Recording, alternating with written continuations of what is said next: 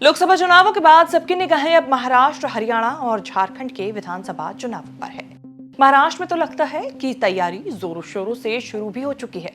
इसीलिए तो उद्धव ठाकरे अपने बेटे आदित्य ठाकरे के साथ दिल्ली के दौरे पर हैं और तमाम विपक्षी नेताओं से मुलाकात कर बैठक कर रहे हैं। कांग्रेस अध्यक्ष मल्लिकार्जुन खड़गे से मिले, राहुल गांधी से मिले।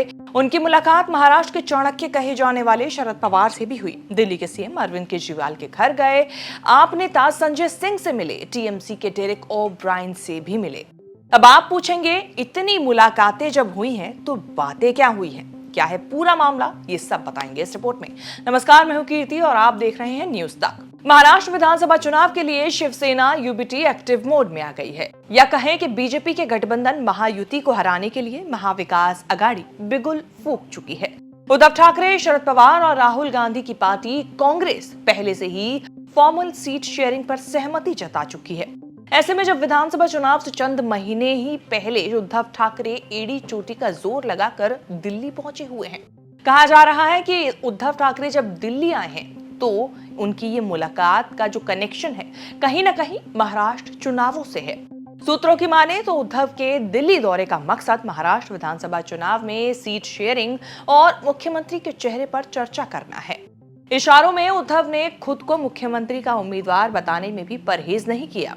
वैसे तो हम एक दूसरे के संपर्क में हैं, जैसे पवार साहब हो, कांग्रेस के लोग हैं, अन्य सारे लोग हैं, हम एक दूसरे के संपर्क में हैं, लेकिन वो फोन पर है। पवार साहब और खैर तो हम महाराष्ट्र के लोग तो मिलते जुलते रहते हैं, लेकिन यहाँ अभी अखिलेश आए हैं, राहुल जी हैं, बाकी हमारे अन्य पार्टी के नेता हैं, ममता दीदी तो बीच में घर ही आई थी, तो हम एक दूसरे के संपर्क में हैं, जरूर है, लेकिन एक बैठकर जो बात होती है, और जरूरी नहीं कि हर समय पर राजनीति की बात करें। उधर जब कांग्रेस के नेता से पूछा गया कि उद्धव की मुलाकातों का मकसद क्या है, क्या बात हो रही है, तो वहीं जवाब मिला कि ये मुलाकात एक कर्टसी मीटिंग है, इससे ज्यादा और कुछ नहीं। उद्धव जी इधर था 3 दिन के लिए, कर्टसी मीटिंग था। महाराष्ट्र चुनाव को लेकर कुछ चर्चा? नो चर्चा नहीं, पॉलिटिकल चर्चा नहीं, कर्टसी मीटिंग। इन बयानों से तो लगता है कि अंदर की बात ना उद्धव बताना चाहते हैं और ना ही कांग्रेस में कोई नेता कि आखिर ये मुलाकात क्यों हो रही है।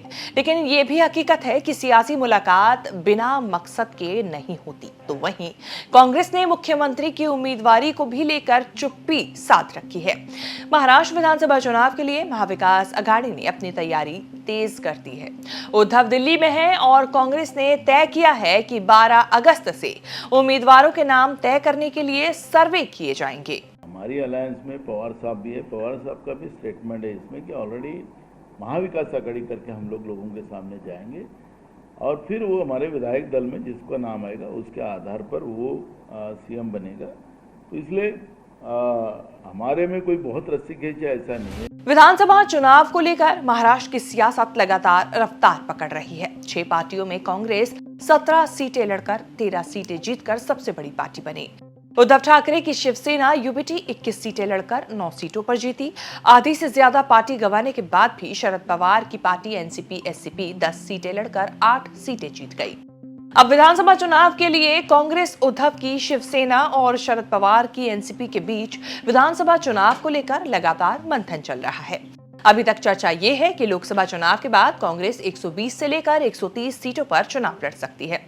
शिवसेना यूपीटी 90 से 100 सीटों पर और एनसीपी एससीपी 75 से 80 सीटों पर चुनाव लड़ सकती है। इस बार 2 गठबंधन आमने सामने होंगे, लेकिन दिलचस्प ये है कि दोनों गठबंधनों के भीतर 3-3 पार्टियां आमने सामने होंगी। तो अब देखना होगा कि उद्धव ठाकरे की मुलाकात का ये सिलसिला आगे जाकर कहां थमता है और इस मुलाकात के बीच से क्या कुछ महाराष्ट्र विधानसभा चुनाव से पहले निकल कर आता है। आपको हमारी ये रिपोर्ट कैसी लगी, कमेंट करके जरूर बताएं। इस तरह की खबरें आगे भी देखने के लिए आप बने रहें न्यूज तक के साथ।